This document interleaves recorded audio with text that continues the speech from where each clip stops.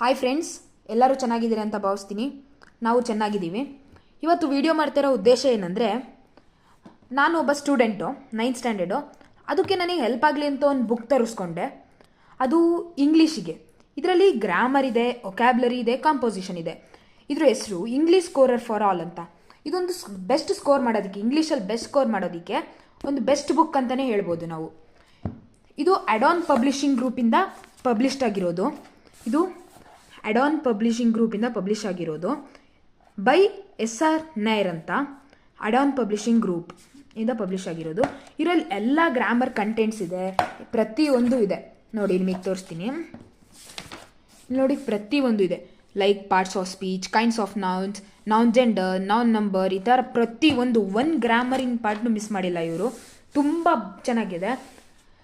ಇದು ನಿಮ್ಮ ಮನೆಗಳಲ್ಲೂ ಮಕ್ಕಳಿರ್ತಾರೆ, ಅವ್ರಿಗೂ ಇಂಗ್ಲೀಷಲ್ಲಿ ಬೆಸ್ಟ್ ಸ್ಕೋರ್